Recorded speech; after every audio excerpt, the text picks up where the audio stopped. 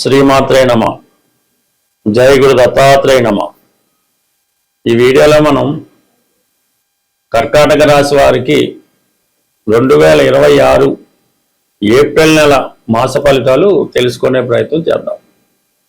కర్కాటక రాశి వారికి మరి ప్రధానంగా 12వ స్థానంలో గురువు యొక్క సంచారం ప్రస్తుతం రుజు మార్గంలో పునర్వసు నక్షత్రం మీద సంచరించడం జాతకుడికి చాలా కాలంగా పెండింగ్లో ఉన్నటువంటి పనులు పూర్తి అవడం జరుగుతూ ఉంటుంది. అందులో ప్రధానంగా దూర ప్రాంతంలో ఉన్నటువంటి పుణ్యక్షేత్రం దర్శిద్దామని మీ ఆలోచన, లేదంటే విదేశ ప్రయత్నాలు, విదేశంలో ఉన్నటువంటి మీ సంతానాన్ని కలుసుకోవడం కానీ, లేదంటే మీరు మీ దగ్గరికి మీ సంతానం పిల్లలు రావడం కానీ జరిగే అవకాశం ఒకటి ఉంటుంది. అలాగే దీర్ఘకాలికంగా వేధిస్తున్నటువంటి రుణం నుంచి విముక్తి అవుతారు.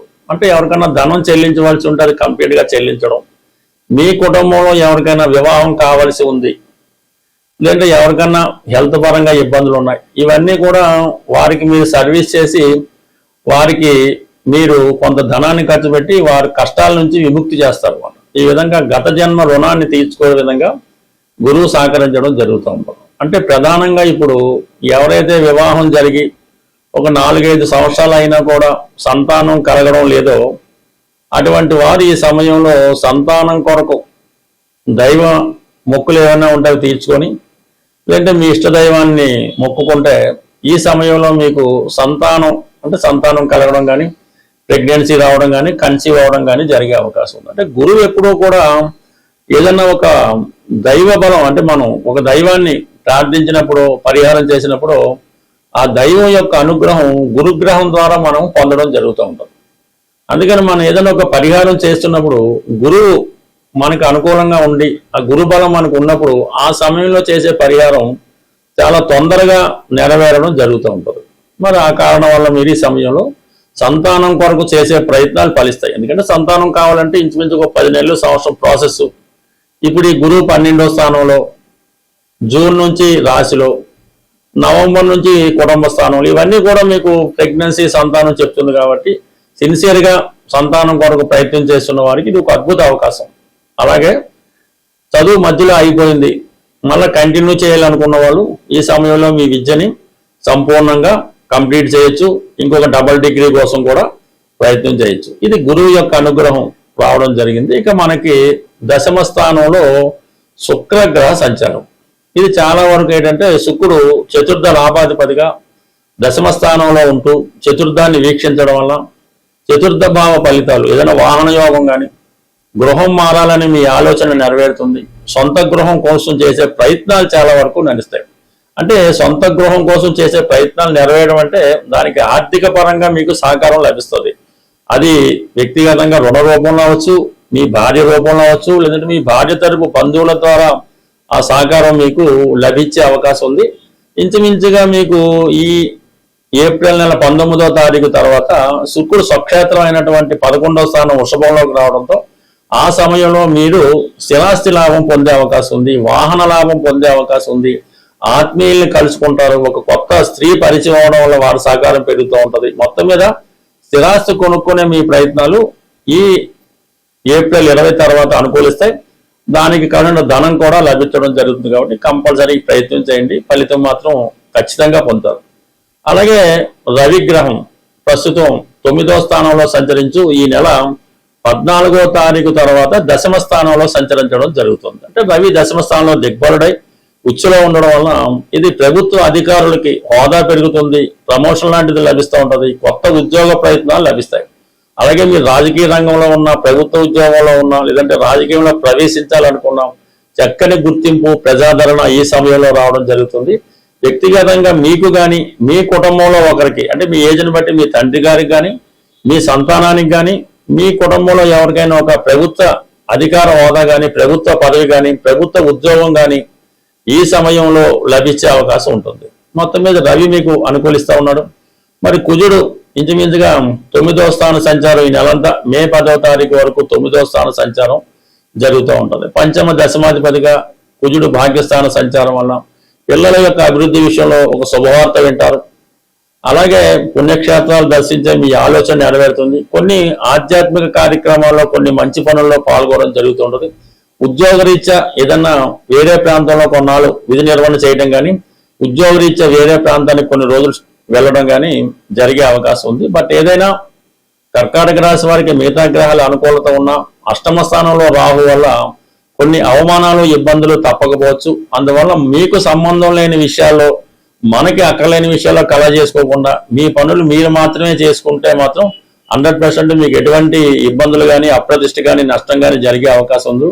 ఇతరుల విషయాల్లో తలదూర్చడం వల్ల 100% నష్టపోయే అవకాశం ఉంటుంది. మనకి ఏప్రిల్ నెల 2వ తారీఖున శ్రీరామనవమి రావడం జరుగుతుంది. ప్రధానంగా ఎవరికైతే వివాహం ఆలస్యం అవుతుందో, అలాగే వివాహ సంబంధాలు వచ్చి మిస్ అవ్వడం, ఈ విధంగా వివాహం కొరకు అబ్బాయిలైనా అమ్మాయిలైనా వివాహం కొరకు ఎదురు చూస్తున్న వారికి ఈ శ్రీరామ నవమి చాలా ఇంపార్టెంట్తో కూడుకున్నది. కంపల్సరిగా ఆ రోజు మీరు శుభ్రంగా తలకి స్నానం చేసి కొత్త బట్టలు ధరించి ఈ శ్రీరామనవమి కళ్యాణం భద్రాచలంలో జరుగుతున్నా పర్లేదు, మీ ఊళ్ళో ఎక్కడ జరిగినా సరే ఆ కళ్యాణంలో 100% పూర్తి అయ్యేదాకా, అంటే తలంబరాలు అయ్యేదాకా ఉండి అక్కడ ఏమన్నా వాళ్ళు భోజనం అది పెడితే భోజనం చేసి చక్కగా కొన్ని తలంబరాల బియ్యం మీరు ఇంటికి తెచ్చుకొని అది మీ శిరస్సు మీద జల్లుకోవడం మంచిది. వీలున్నవారు భద్రాచలంలో కూడా మనకి ఈ తలంబరాల బియ్యం ఇవ్వడం జరుగుతుంటుంది. అది ఎవరన్నా తేగలిగితే, అది పెద్దవాళ్ళు ఎవరైనా మీ పిల్లలకి వివాహం జరగవలసి ఉంటే వాళ్ళకి ఆశీర్వదిస్తూ ఆ తలంబరాల బియ్యం వాళ్ళ తల మీద పెట్టడం వల్ల 100% వివాహం అన్నది నిశ్చయం అవడం జరుగుతుంటుంది. కాబట్టి వీలున్న వాళ్ళు ఈ శ్రీరామనవమి వేడుకల్లో పాల్గొనడం, ఇంకా ఓపిక ఉన్న వాళ్ళు తల్లిదండ్రులు కూడా పిల్లలకి వివాహం జరగడం లేదు అనుకున్న వాళ్ళు ఒకసారి శ్రీరామనవమి పీటల మీద కూర్చొని ఆ రాముల వారి కళ్యాణం మీ చేతుల మీదుగా జరిపించడం వల్ల తొందరలోనే మీరు మరొక వివాహం మీ పిల్లవాడికి అమ్మాయికో చేసే భాగ్యం అన్నది ఆ భగవంతుడు మీకు కల్పించే అవకాశం ఉన్నది. తప్పకుండా ఈ పరిహారాన్ని, అంటే పరిహారం అనగా ఇది ఒక కర్తవ్యం, ఈ కర్తవ్యంగా చేయడం వల్ల ప్రధానంగా మీ ఇంట్లో తొందరలోనే శుభకార్యం జరుగుతూ ఉంటుంది. అలాగే మనకి ఎలాగా మంచి రోజులు వచ్చాయి కాబట్టి వివాహం కొరకు ఎవరైతే ఎదురు చూస్తున్నారో వాళ్ళు ఒక 8 మంగళవారాలు పవిత్రంగా సాంప్రదాయ దుస్తులతో ఆంజనేయ స్వామి వారి ఆలయంలో తమలపాకులతో అర్చన చేపించి ఆ రోజు సంపూర్ణంగా సాత్విక ఆహారం తీసుకొని భూసైనం అంటే నేల మీద పడుకోవడం వల్ల ఆ రోజు మంగళవారం రోజు ఉపవాసం అనేది అక్కర్లేదు, లైట్ ఫుడ్ తీసుకొని హనుమాన్ చాలీసా 3 సార్లు ఉదయం మధ్యాహ్నం రాత్రి ఎదురు 3 సార్లు ఒకేసారి చదవడం వల్ల ఒక 8 వారాలు ఈ విధంగా ఆంజనేయ స్వామి వారి వ్రతం చేయడం వల్ల శీఘ్రంగా కళ్యాణం జరిగే అవకాశం ఉంది. బట్ ఏదైనా మరి ఈ ఏప్రిల్ నెలలో మరి మొదటిసారిగా వచ్చే, అంటే మొదటి వారంలోనే వచ్చే శ్రీరామనవమి చేయటం వల్ల కొంతమందికి అయితే మే నెలలోపు కూడా వివాహం కుదిరిన ఆశ్చర్యపోక్కర్లేదు. ప్రేక్షకులకు ఒక చిన్న విజ్ఞప్తి, ఈ మార్చి నెల 29వ తారీఖు అంటే ఆదివారం రోజు హైదరాబాదులో జ్యోతిష విజ్ఞాన కేంద్రం వారి సహకారంతో ఈ సుందరయ్య విజ్ఞాన కేంద్రంలో ఒక జ్యోతిష మహాసభ నిర్వహించడం జరుగుతుంది. అంటే అందులో ప్రముఖమైనటువంటి వ్యక్తులు వారి అభిప్రాయాలు, అంటే జ్యోతిష్ శాస్త్రరీత్యా కొన్ని ప్రధానమైన టాపిక్స్ తీసుకొని ప్రసంగించడం జరుగుతూ ఉంటుంది. ఈ జ్యోతిష మహాసభలో పాల్గొందామని ఆసక్తి కలిగిన వాళ్ళు ఎవరైనా ఉంటే 29వ తారీఖు మీ యొక్క పేర్లు ఇవ్వడం, కానీ డైరెక్ట్గా కూడా సభకు వచ్చిన ఇబ్బంది ఏం లేదు. అయితే మరి ఆ సభకి ఎటువంటి ప్రవేశ రుసుము ఉండదు, భోజన సౌకర్యం మిగతా సౌకర్యాలు కూడా ఈ సంస్థ వారే మీకు ఉచితంగా ఏర్పాటు చేయడం జరుగుతుంది. కాబట్టి ఆసక్తి ఉన్నవాళ్ళు ఈ 29వ తారీఖు జరిగే మహాసభకు హాజరవుతూ ఉన్నవాళ్ళు కంపల్సరీగా వాళ్ళ నేమ్ ఒకటి రిజిస్టర్ చేసుకుంటే ఏర్పాట్లు చేసుకోవడానికి అనుకూలంగా ఉంటుంది. కాబట్టి కొంతవరకు సహకరిస్తారని ఆశిస్తూ స్వస్తి. ప్రేక్షకులకు ఒక చిన్న విజ్ఞప్తి. ఈ మార్చి నెల 29వ తారీఖు అంటే ఆదివారం రోజు హైదరాబాదులో జ్యోతిష విజ్ఞాన కేంద్రం వారి సహకారంతో ఈ సుందరయ్య విజ్ఞాన కేంద్రంలో ఒక జ్యోతిష మహాసభ నిర్వహించడం జరుగుతుంది. అంటే అందులో ప్రముఖమైనటువంటి వ్యక్తులు వారి వారి అభిప్రాయాలు అంటే జ్యోతిష్ శాస్త్రరీత్యా కొన్ని ప్రధానమైన టాపిక్స్ తీసుకొని ప్రసంగించడం జరుగుతూ ఉంటుంది.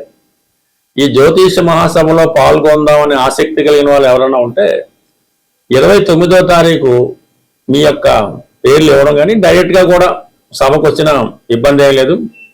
అయితే మరి ఆ సభకి ఎటువంటి ప్రవేశ రుసుము ఉండదు. భోజన సౌకర్యం మిగతా సౌకర్యాలు కూడా ఈ సంస్థ వారే మీకు ఉచితంగా ఏర్పాటు చేయడం జరుగుతుంది. కాబట్టి ఆసక్తి ఉన్నవాళ్ళు ఈ 29వ తారీఖు జరిగే మహాసభకు హాజరవుతూ ఉన్నవాళ్ళు కంపల్సరీగా వాళ్ళ నేమ్ ఒకటి రిజిస్టర్ చేసుకుంటే ఏర్పాట్లు చేసుకోవడానికి అనుకూలంగా ఉంటుంది. కాబట్టి కొంతవరకు సహకరిస్తారని ఆశిస్తూ స్వస్తి.